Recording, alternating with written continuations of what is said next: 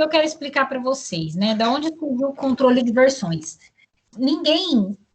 Quase nenhum projeto é trabalhado em cima de um único desenvolvedor, tá? Geralmente os projetos são trabalhados em cima de times, vários desenvolvedores em cima de um mesmo projeto, tá? Então, controlar as várias pessoas que estão desenvolvendo, o que elas estão fazendo num projeto que é único, a base do controle de versões que a gente fala, tá? Então, tudo que a gente precisa fazer para desenvolvimento de código, a gente vai ter que manter um histórico disso. Por quê? É importante a gente saber quem desenvolveu, quando desenvolveu, o que esse cara mexeu, tá?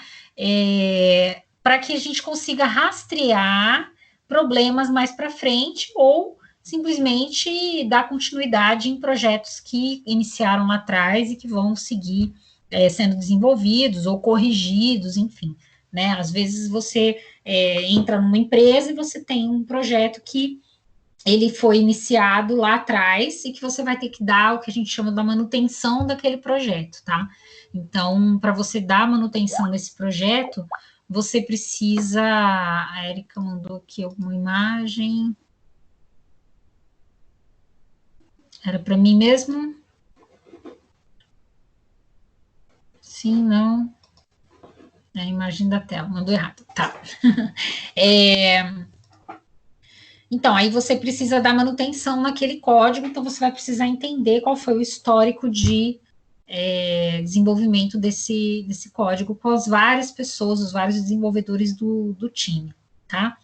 Antigamente, a gente tinha algumas ferramentas que, por exemplo, o CVS é uma ferramenta que foi muito utilizada, né, há anos atrás, que fazia esse controle automático de código. Então, vamos pensar, o que a gente pode controlar de código de forma fácil?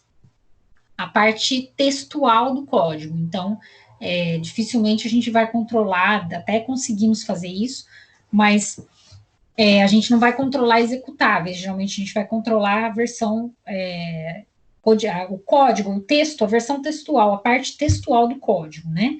Por que isso? Porque aí nessa parte textual, a gente consegue identificar exatamente quais foram as alterações, as linhas alteradas, os caracteres, enfim, tudo que foi feito, que aquele usuário fez, aquele desenvolvedor fez, em cima de determinado código. Quando você tem um executável, você tem um arquivo que não é textual, você vai conseguir, no máximo, verificar a alteração de tamanho e horário, né? E dono daquele arquivo, claro, e horário em que ele foi alterado. Mas não necessariamente a linha em que ele foi alterado ou o caractere que foi alterado. Ele é mais. O controle de versões vai verificar mais para código textual, para a parte textual. Mas até aí não tem problema, porque se você tem um código textual, todas as classes que foram criadas, né, todos os arquivos, se é um código Java, todos os arquivos .java, ou se é um código C, é um arquivo .c e assim por diante, todos os arquivos que você mexeu, você consegue compilar de novo e gerar o executável daquilo. Tudo bem? Então, o controle de versões, ele é necessário desde que o desenvolvimento de software surgiu, e principalmente porque os softwares dificilmente são desenvolvidos por pessoas únicas, eles sempre são desenvolvidos em time, tá? O CVS, que é uma ferramenta antiga de controle de versão, ele tinha um problema que era o seguinte: conforme você tinha duas ou mais pessoas trabalhando no mesmo arquivo, numa mesma classe, no mesmo pedaço do código, tá? Toda vez que essas pessoas tinham que fazer uma composição do que elas tinham feito, né? Então, eu tenho, por exemplo, o Natan trabalhando num pedaço da classe cliente.java e o Christian trabalhando no outro pedaço da classe cliente.java. O arquivo é o mesmo, os dois estão trabalhando a partir da mesma versão inicial lá que foi entregue para eles, né? Uma versão básica do clientes.java. E os dois estão fazendo funcionalidades diferentes. Então, um está colocando lá a exclusão de clientes, para quando você quiser deletar os clientes, e o outro está adicionando novos clientes ou fazendo a parte das funcionalidades de update de cliente, por exemplo. Então, quando você tem 2 desenvolvedores ou mais trabalhando numa mesma classe, o que acontecia com o CVS? Na hora de você unificar esse código gerado, ele pedia que a pessoa responsável por essa união fizesse o que a gente chama de merge manualmente. Então, o que é o merge manual? O merge manual era quando você entrava no controle de versões, né, lá no aplicativo, no caso do CVS, e clicando nesse aplicativo, para fazer o merge, você tinha que dizer qual era a parte do código que você queria manter e qual era a parte que você queria jogar fora, tá? Então, você tinha que manualmente trabalhar em cima disso. Quando você faz isso manualmente, isso vai trazer uma série de erros, uma série de problemas. Por quê? Porque manualmente você pode ter lá uma linha de código que você esqueceu de mexer. Então, ele vai admitir exatamente o que você colocou como informações que você quer manter e que você quer excluir. E aí, se você esquece ou se você se equivoca em alguma coisa, ele vai deixar de funcionar aquele código, ele não vai funcionar contento, tá? Então, o que o Git veio para melhorar a vida, né? O conceito que o Git criou veio para melhorar a vida dos desenvolvedores. Ele trabalha com controle de versões de que forma?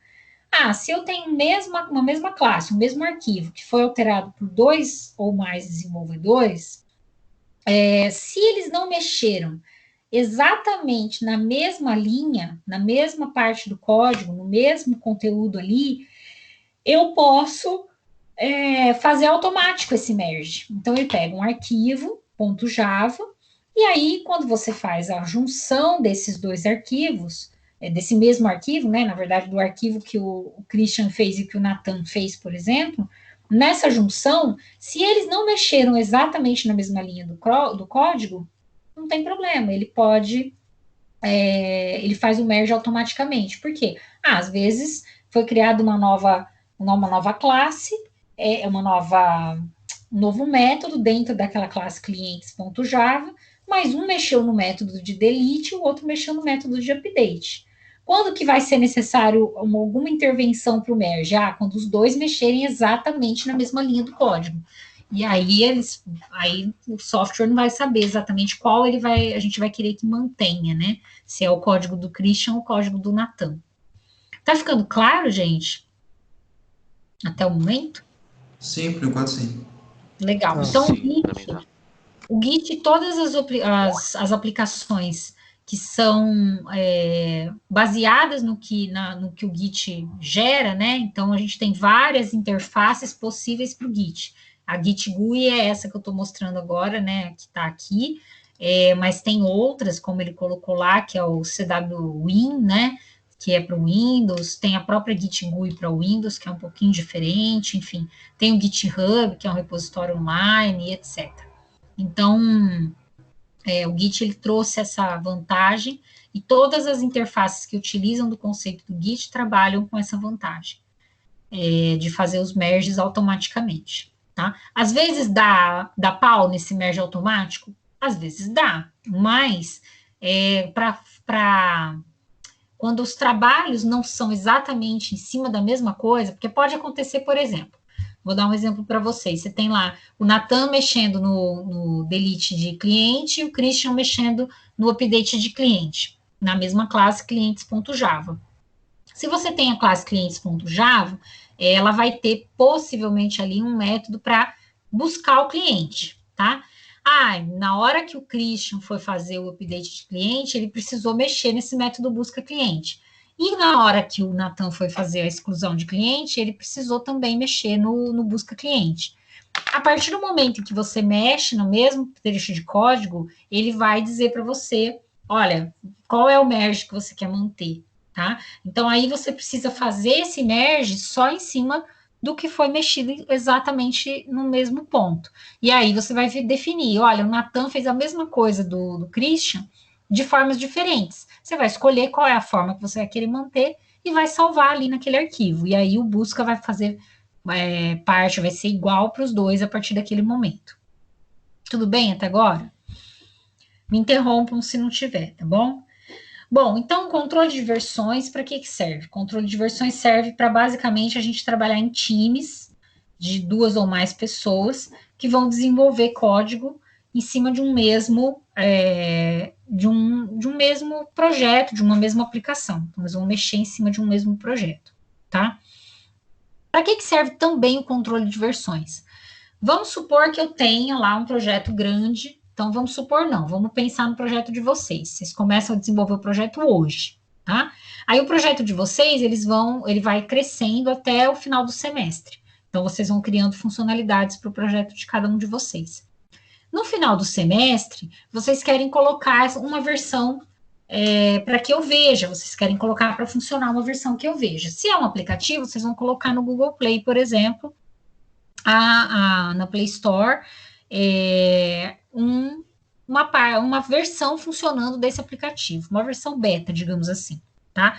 Quando vocês colocarem essa versão funcionando na Play Store, para que eu veja, ou que as outras pessoas baixem e vejam, essa versão, ela vai ter que ser pausada ali durante um tempo. Você não vai poder ficar mexendo nesse código o tempo todo e atualizando a Play Store toda vez. Por quê? Porque conforme você for desenvolvendo o resto das funcionalidades, que aí vão transformar esse aplicativo, não mais um aplicativo beta, mas agora num aplicativo real, você não vai ficar colocando toda hora na Play Store, porque senão você vai estar colocando, às vezes, um trecho de código que nem compila, porque você começou a desenvolver hoje, mas você vai terminar só no final de semana, né? Então, o controle de versões, ele serve também para você manter versões diferentes. Então, vamos pensar no Windows, por exemplo.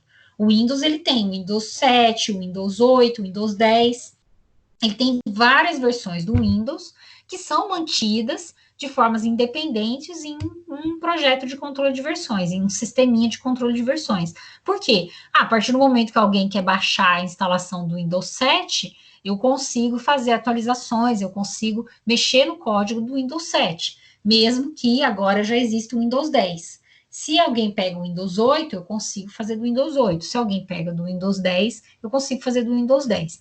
Então, eu consigo manter vários ramos diferentes de um mesmo projeto, tá? E aí, esses ramos, a partir do momento em que eu me proponho a disponibilizar todos esses ramos diferentes em produção, eu tenho que manter um controle disso, tá? Então, vamos pensar, por exemplo, que eu tenho um sistema para usinas. E aí, para cada usina, eu fiz uma customização diferente do meu sistema. Então, eu tenho lá para a usina São Martinho uma customização, para a Raízen outra customização e assim por diante, tá? Então, eu preciso manter tudo isso em um sistema de controle de versões para que quando eu vá trabalhar na Raízen, eu puxe todo aquele código que a Raízen está vendo. Então, os executáveis que estão lá na Raízen, eu preciso saber gerar novamente esses executáveis. Eu preciso buscar esses executáveis, esses códigos de alguma forma e gerar novos executáveis só para a Raízen. E assim por diante para São Martinho, etc. Certo, pessoal? Bom, legal. Aí, o que acontece? No Git, a gente trabalha, né, lembrando que a gente está trabalhando aqui sempre com códigos, com texto, né, com a parte textual dos códigos de programação, os códigos de sistema. No caso dos exemplos aqui, eu coloquei arquivos quaisquer, arquivos.txt. E aí, coloquei alguns arquivos .java aqui, só para exemplificar, tá? Então, o que eu criei, né? Eu criei um repositório novo. Então, eu vim aqui, né? Me dei na hora de criar, de abrir o Git, eu mandei gerar um repositório novo. E esse repositório, ele começou aqui com um tronco específico, tá? Esse tronco, você vê que aqui ele está até quebrado, né? Mas vamos pensar num tronco contínuo. Então, vamos pensar que esse aqui seja o primeiro commit de um arquivo qualquer. Deixa eu remover esse branch aqui, que aí fica mais fácil de ver. Certo. Então, aqui, primeiro commit de um arquivo qualquer. O que significa, né? Eu tenho um arquivo qualquer, um arquivo de código, uma lista de arquivos de código que estão lá na minha workspace do Java, e aí eu quero inserir nesse repositório. Então, eu crio um repositório novo, e faço o primeiro branch, né? Que o primeiro branch geralmente é chamado de branch master, tá? Esse primeiro branch, o que, que é? Um primeiro tronco, um primeiro ramo em que eu tenho as informações que eu preciso. Então, imagina o conceito de branch como um tronco de uma árvore. Então, quando você inicia lá da raiz o projeto, né, você vai criar um tronco único para esse projeto. E aí você vai inserindo as várias alterações que você precisa nesse projeto. Ao longo do tempo, você precisa criar galhos para esse projeto. Então, o que são esses galhos? Reparem aqui que eu tenho um arquivo .txt que faz parte desse primeiro item aqui, desse primeiro commit. Quando eu dou um segundo commit, né, eu dou uma segunda conversão de arquivo para controle de versão, eu coloquei aqui um arquivo chamado .gitignore, né, um arquivo específico do Git que diz para mim quais as extensões que eu tenho que ignorar. Então, sempre que eu coloco um projeto de software novo, eu peço para ignorar algumas extensões, que são extensões que vão gerar arquivos executáveis que não me importam. Eu preciso mais dos arquivos .java mesmo, né? Ou arquivos .txt, enfim. Eu não quero muito saber quais são arquivos .bin, por exemplo, ou .class, etc. Aqui, nesse caso, ele tem os arquivos classe de um projeto que foi criado como exemplo, né? Então, aqui tá vendo, arquivos ASPX, são arquivos texto que foram desenvolvidos, e ele não salva os arquivos executáveis, ele salva só os arquivos de configuração, os arquivos que são TXT efetivamente, tá? Então, o que eu faço? Eu começo num tronco único e vou seguindo num tronco único. A partir do momento em que eu quero diferenciar esse tronco, colocando várias versões diferentes. Então, vamos pensar lá no projeto para usina. Eu tenho um projeto único, tá? De ERP. Então, eu coloquei aqui ERP Bom Jesus. Esse é o projeto que eu criei. ERP Bom Jesus, legal. Então, eu vou customizar para uma determinada usina uma parte desse ERP e para outra usina eu vou customizar de outra forma. Então, aqui eu tenho dois ramos diferentes, tá? Então, isso daqui a gente consegue gerar de que forma? Criando o que a gente chama de novos branches, que são novos ramos, novos braços para essa árvore. Então, ele consegue vários galhos diferentes seguindo com o projeto. O que significa isso, basicamente? Significa que, se eu estou aqui no novo branch Elisa, tá? Que é esse ramo aqui, eu tenho todas essas bolinhas abaixo do novo branch Elisa, eu tenho todos os arquivos que estão salvos por essas versões aqui do novo branch Elisa, tá? Se eu venho para o Paulo Jonathan, eu não tenho mais esses dois aqui. Por quê? Porque aí eu tenho só os que estão ligados nele aqui para baixo. Então, significa o quê? Que se eu tiver essa lista de códigos, temp e novo código aqui, eu não vou ter nesse pedaço aqui. Então vamos olhar? Vamos olhar o que eu tenho aqui nesse Paulo Jonathan. Vamos lá no meu diretório.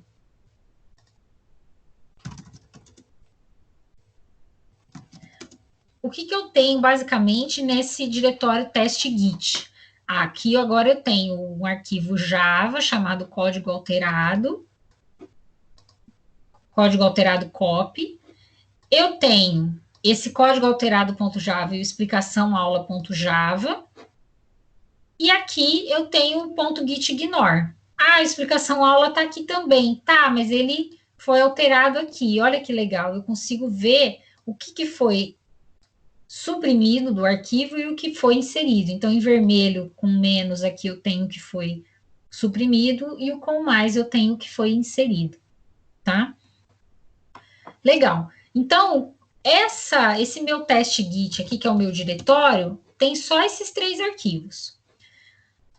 Mas e se eu vier aqui, então, no novo branch Elisa?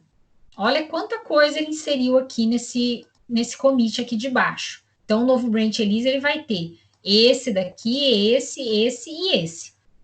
Vamos ver como que ficou agora? Nossa, bem diferente, né? Então, aqui eu fiz a lista do que estava lá no Paulo Jonathan e aqui a lista do que está no novo Brent Elisa, certo? Que tem vários diretórios aqui com vários arquivos dentro, né? Então, eu consigo, você vê que com um simples toque eu consigo mudar toda uma lista de arquivos que estão inseridas nos diretórios, no mesmo diretório teste Git, que é o diretório do projeto que eu decidi fazer o controle de versões. Tudo bem, pessoal? Sim ou não? Habilitem Sim. os áudios aí, habilitem Beleza. os áudios para a gente conversar. Beleza. Eu tenho uma dúvida. Pode falar. Tava vendo todo mundo. Deixa eu ver se o Christian vai perguntar alguma coisa. Ou eu faço a pergunta primeiro, não sei. Bom, enfim, é o seguinte, Elisa. A minha dúvida vamos supor que eu estou usando o Branch Master ali, que é o inicial. Uhum. E eu fiz um projeto, eu iniciei o index, um exemplo da minha página, e fui fazendo as coisas hoje e dei um push, subi hoje pro Git. Aí amanhã eu vou lá e altero alguma coisa na página, no index, novamente. Quando eu for subir amanhã, ele vai puxar todo o meu projeto inteiro, mais o que eu só mudei daquela página, ou ele só sobe o que eu mudei naquele dia? Tipo, se eu mexer só no... ele só sabe o que você mudou, isso é legal, olha só. Explicação aula, tá? Então, explicação aula, tá aqui, foi iniciado num projeto master. Então, olha só, se eu vier para o projeto master, é o primeiro commit de um arquivo qualquer. Olha só quando eu dou ls agora. Eu só tenho explicação aula, porque eu voltei lá para o começo, certo? Ah, tá, certo. Aí, se eu vier para cá, que foi esse commit do git ignore aqui, eu der um checkout aqui, ele vai passar a mostrar que aqui o git ignore tem um ponto, né, na frente. Então, ele tem que estar escondido. Olha aqui o git ignore. Tá? Eu tenho que pôr esse ls-a para ele mostrar. Tem o ponto Git, que é o diretório que ele salva todo o controle de versões. Esse ponto Git aqui é um diretório do Git, que ele mesmo cria. Coloca ponto na frente para que fique oculto, né, no caso do Linux. E o ponto Git ignore, que foi o que eu inseri aqui, que é um arquivo novo, tá? Então, o que ele fez? Ele só colocou esse arquivo novo aqui. Por quê? Porque ele salva o que foi alterado desde o último commit somente. E o Git trabalha dessa forma, por isso que ele é leve. Ele mostra arquivos texto muito rápido. Eu consigo, olha aqui, eu venho para o novo Brent Elisa, eu consigo ver todos esses arquivos aqui, olha só, que tamanho de projeto que eu inseri aqui. Tem vários arquivos, certo? Mas com um simples toque, eu consigo passar daqui para cá, consigo voltar para cá, consigo voltar para cá de forma rápida. Ele já apagou tudo que tinha aqui e voltou para cá. Por quê? Porque cada commit que eu faço, ele só salva as informações do que foi alterado. Aí, um exemplo, se eu fiz alguma coisa errada hoje e quero voltar o que eu fiz ontem, ele puxa para mim a parte Você pode textual, voltar para cá. Né? Eu posso, por exemplo... Download, no caso. Né? Vamos renomear esse branch. Não, vamos deixar. ERP Bom Jesus. Oi, desculpa. É como se ele fizesse um backup ou nada a ver? Na verdade, ele monta o histórico de tudo que foi feito, com vários como é que se diz? Várias informações. Por exemplo, quem foi o committer, né? Que é o elisacunha@gmail. Qual foi a data? Olha só, foi em 2019, 25/4/2019. Ele salva quem foi o committer, quem foi o autor. Então, desde que você colocou, nem sempre a pessoa que vai commitar é a pessoa que foi a autora daquele código. Por quê? Pode ser que eu fiz esse primeiro código aqui e subi no Git, certo? Se alguém precisou mexer manualmente, fazer o que a gente chama de merge manual naquele arquivo, ele vai salvar um novo carinha aqui, um novo usuário como committer, um outro usuário. Então, por exemplo, eu subi esse primeiro commit aqui. Quando você foi subir você subiu alguma coisa que mexia exatamente onde eu já tinha mexido. E aí você precisou fazer o que a gente chama de merge manual. Ele vai mostrar que o committer é o seu nome agora, é o seu usuário. Então, ele fica diferente do meu. Entendeu? Então, assim, ele salva uma série de informações, mantendo um histórico detalhado de tudo quem fez.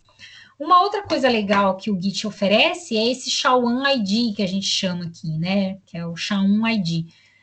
O que é esse SHA-1 ID? Ele é um código gerado a partir do conteúdo que foi comitado aqui. Ele faz um cálculo e gera esse código para mim. Esse código, ele é único durante todo o projeto do Git. Então, se eu pegar esse código aqui, eu dei uma cópia dele só do comecinho dele, tá? Eu não preciso nem pegar ele inteiro, porque como ele é um cálculo, e eu venho aqui, e eu tô aqui em cima, tá vendo que tá cinzinha aqui em cima, certo? Sim ou não? Vocês estão enxergando o cinzinha? Sim. Sim, é que às vezes o cinzinha fica claro. Ele tá aqui em cima, tá? E eu quero descobrir onde está aquele SHA-1. Olha só o que eu fiz. Eu vim aqui, apaguei onde eu estava, certo? Que eu estava aqui em cima. Então, eu venho, apago onde eu tô. Aí ele já até mostra lá, go to, né? E eu dou o comecinho do código daquele cara aqui, ó, para ver, para ele achar, go to. E ele acha qual é o código desse commit específico aqui. Gente, para isso que eu estou mostrando para vocês, que é bem simplinho, é um exemplo, né, um teste muito simples de projeto, tranquilo, né? Porque eu estou visualizando numa tela só aqui, tem 1, 2, 3, 4, 5, 6 commits somente, com 2 branches diferentes, tá? Mas imagina que você tem uma aplicação do tamanho do Windows,